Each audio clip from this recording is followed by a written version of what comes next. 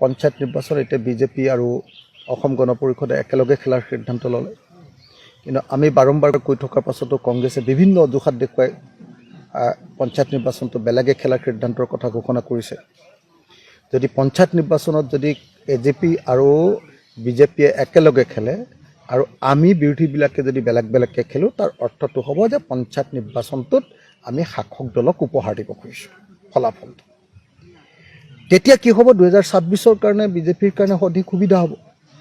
সেইকাৰণে মই ভাবোঁ যে পঞ্চায়ত নিৰ্বাচন যদি অনুষ্ঠিত হয়, বিৰোধীসকলেও ঐক্যবদ্ধভাৱে খেলিব লাগে। আৰু যদি বিৰোধীসকলে ঐক্যবদ্ধভাৱে নেখেলে, তেতিয়াহ'লে ৰাইজৰ দলে মাত্ৰ কিছু সংখ্যক আসনত নিৰ্বাচনত অংশগ্ৰহণ কৰি বাকী ছিটবিলাকত আমি বিৰোধী ঐক্যমঞ্চৰ প্ৰাৰ্থীবিলাকক সমৰ্থন দিবলৈ যত্ন কৰিম। অন্যথা বিজেপিক সহায় কৰিবৰ কাৰণে কৰা কোনো প্ৰচেষ্টাক আমি কোনেও সমৰ্থন কৰা উচিত নহয়। পঞ্চায়ত নিৰ্বাচন এতিয়া বিজেপি আৰু অসম গণ পৰিষদে একেলগে খেলাৰ সিদ্ধান্ত ল'লে। কিন্তু আমি বাৰম্বাৰ কৈ থকাৰ পাছতো কংগ্ৰেছে বিভিন্ন অজুহাত দেখুৱাই পঞ্চায়ত নিৰ্বাচনটো বেলেগে খেলাৰ সিদ্ধান্তৰ কথা ঘোষণা কৰিছে।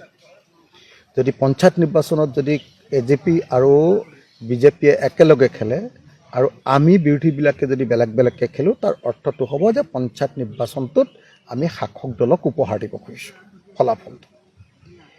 তেতিয়া কি হ'ব, 2026 কাৰণে বিজেপিৰ কাৰণে অধিক সুবিধা হ'ব। সেইকাৰণে মই ভাবোঁ যে পঞ্চায়ত নিৰ্বাচন যদি অনুষ্ঠিত হয়, বিৰোধীসকলেও ঐক্যবদ্ধভাৱে খেলিব লাগে। আৰু যদি বিৰোধীসকলে ঐক্যবদ্ধভাৱে নেখেলে, তেতিয়াহ'লে ৰাইজৰ দলে মাত্ৰ কিছু সংখ্যক আসনত নিৰ্বাচনত অংশগ্ৰহণ কৰি বাকী ছিটবিলাকত আমি বিৰোধী ঐক্যমঞ্চৰ প্ৰাৰ্থীবিলাকক সমৰ্থন দিবলৈ যত্ন কৰিম। অন্যথা বিজেপিক সহায় কৰিবৰ কাৰণে কৰা কোনো প্ৰচেষ্টাক আমি কোনেও সমৰ্থন কৰা উচিত নহয়। পঞ্চায়ত নিৰ্বাচন এতিয়া বিজেপি আৰু অসম গণ পৰিষদে একেলগে খেলাৰ সিদ্ধান্ত ল'লে। কিন্তু আমি বাৰম্বাৰ কৈ থকাৰ পাছতো কংগ্ৰেছে বিভিন্ন অজুহাত দেখুৱাই পঞ্চায়ত নিৰ্বাচনটো বেলেগে খেলাৰ সিদ্ধান্তৰ কথা ঘোষণা কৰিছে। যদি পঞ্চায়ত নিৰ্বাচনত যদি এজেপি আৰু বিজেপিয়ে একেলগে খেলে আৰু আমি বিৰোধীবিলাকে যদি বেলেগ বেলেগকৈ খেলোঁ, তাৰ অৰ্থটো হ'ব যে পঞ্চায়ত নিৰ্বাচনটোত আমি শাসক দলক উপহাৰ দিব খুজিছোঁ ফলাফলটো। তেতিয়া কি হ'ব, 2026 কাৰণে বিজেপিৰ কাৰণে অধিক সুবিধা হ'ব। সেইকাৰণে মই ভাবোঁ যে পঞ্চায়ত নিৰ্বাচন যদি অনুষ্ঠিত হয়, বিৰোধীসকলেও ঐক্যবদ্ধভাৱে খেলিব লাগে।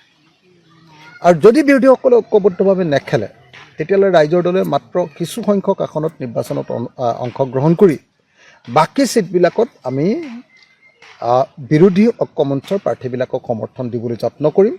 অন্যথা বিজেপিক সহায় কৰিবৰ কাৰণে কৰা কোনো প্ৰচেষ্টাক আমি কোনেও